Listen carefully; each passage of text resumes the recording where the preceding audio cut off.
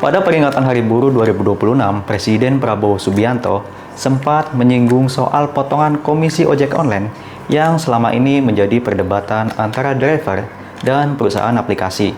Dalam pidatonya, Prabowo menyatakan bahwa potongan aplikator seharusnya tidak terlalu besar. Bahkan, menyebut angka spesifik tidak lebih dari 8%.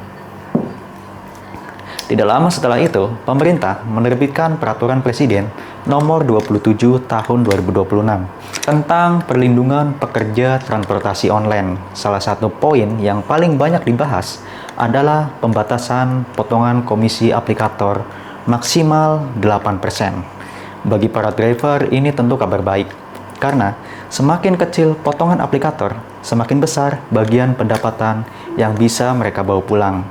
Tapi dari sisi bisnis, ceritanya tidak sesederhana itu.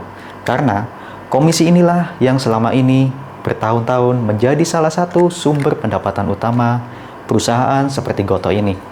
Perusahaan yang baru saja merasakan sedikit keuntungan setelah puluhan tahun mengalami kerugian. Jika potongan komisi benar-benar dibatasi maksimal 8%, apa dampaknya terhadap keuangan Gotoh? Apakah perusahaan masih bisa mencetak laba atau justru kembali mengalami kerugian? Hari ini kita tidak akan membahas dari sisi politik maupun dari sisi siapa yang paling benar. Kita hanya akan melihat angka dan laporan keuangan.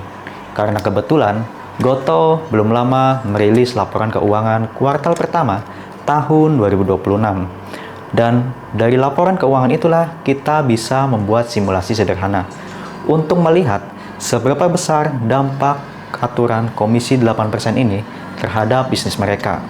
Sebelum menghitung dampaknya, kita harus tahu kondisi Gotoh saat ini, karena beberapa tahun lalu, Gotoh dikenal sebagai perusahaan yang terus membakar uang. Ruginya triliunan rupiah, promonya di mana-mana, dan banyak investor bertanya-tanya, kapan perusahaan ini bisa untung? Nah, sekarang kondisinya mulai berbeda. Per 31 Maret 2026,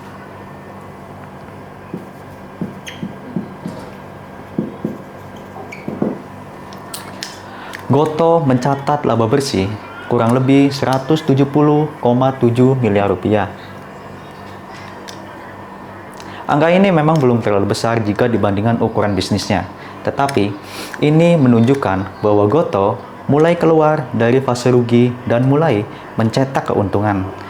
Sekarang kita lihat pendapatannya. Dalam 3 bulan pertama tahun 2026, total pendapatan grup mencapai 5,34 triliun.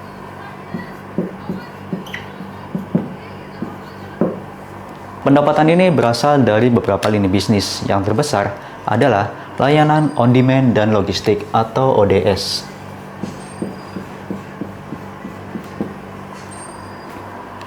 Kemudian ada layanan fintech dan e-commerce. Dan sisanya dari lini bisnis lainnya. Artinya, kalau ada perubahan besar di lini bisnis on-demand services atau ada perubahan komisi, maka dampaknya bisa langsung terasa ke laporan keuangan grup secara keseluruhan. Sekarang kita fokus ke mesin uang utama Gotoh, yaitu Business on Demand Services. Layanan ini mencakup GoRide, GoCar, dan berbagai layanan pengantaran. Dalam kuartal pertama 2026, pendapatan dari imbalan jasa atau komisi mencapai sekitar 1,52 triliun rupiah. Angka ini penting karena inilah sumber pendapatan yang akan terdampak langsung jika komisi dibatasi. Dalam laporan keuangan Gotoh menjelaskan bahwa pendapatan tersebut berasal dari persentase tertentu yang dikenakan terhadap transaksi pengguna. Untuk mempermudah simulasi, kita gunakan asumsi take rate rata-rata industri sekitar 20%.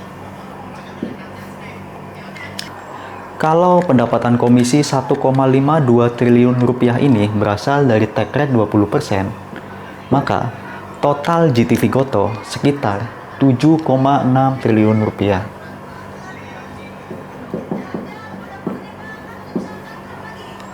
Jadi sederhananya seperti ini, masyarakat bertransaksi sekitar 7,6 triliun rupiah dan Gotoh memperoleh sekitar 1,52 triliun rupiah dari aktivitas tersebut. Sekarang kita masuk ke bagian yang paling menarik. Misalkan transaksi masyarakat tetap sama, atau GTV tetap 7,6 triliun rupiah. Tetapi komisinya tidak lagi 20%, melainkan dibatasi maksimal 8%. Dari 20% ke 8%. Kalau itu terjadi, maka pendapatan komisi yang sebelumnya 1,52 T ini akan turun menjadi sekitar 609 miliar rupiah. Artinya, ada sekitar 913,5 miliar rupiah yang hilang hanya dalam satu kuartal. Coba kita bandingkan, Gotoh untung 170,7 miliar rupiah. Tapi, potensi pendapatan yang hilang hampir sekitar 1 triliun atau 915,5 miliar rupiah.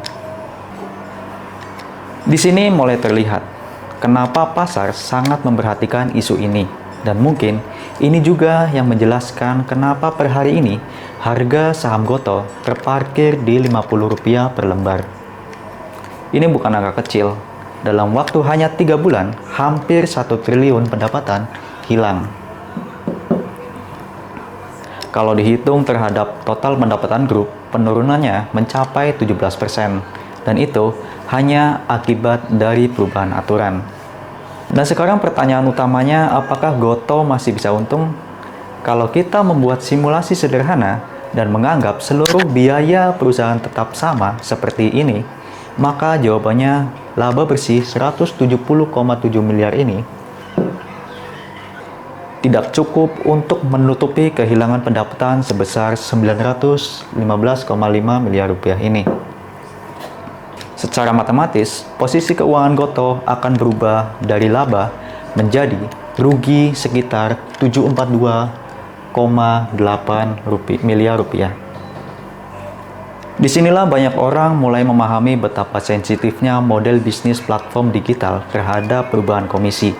Karena hanya dengan satu perubahan aturan, perusahaan yang tadinya untung bisa kembali ke zona rugi. Tapi ada satu hal yang perlu kita pahami. Simulasi ini bukan berarti Gotoh pasti akan rugi sekitar 742,8 miliar rupiah ini. Gotoh bisa saja melakukan banyak hal, mulai menaikkan biaya layanan misalnya, atau mengurangi promo, atau melakukan efisiensi biaya operasional, atau bisa juga mencari sumber pendapatan baru, atau bahkan ekstrimnya mengubah model bisnisnya atau pivot.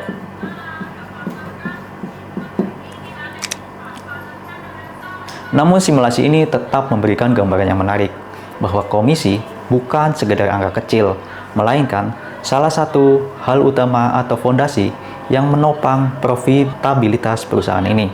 Dan mungkin fakta inilah yang menjelaskan kenapa setiap kali muncul isu regulasi terkait ojol, investor selalu memperhatikannya dengan sangat serius. Karena yang dipertaruhkan bukan hanya penghasilan driver, tapi juga keberlangsungan model bisnis platform itu sendiri. Jadi sekarang saya ingin tahu pendapat kalian jika harus memilih apakah komisi yang lebih rendah demi meningkatkan pendapatan driver atau menjaga perusahaan tetap sehat agar ekosistem transportasi online ini bertahan dalam jangka panjang. Tulis pendapat kalian dalam kolom komentar ya. Dan kalau kalian suka konten yang membedah saham, bisnis, dan ekonomi menggunakan data dan laporan keuangan, jangan lupa subscribe channel ini.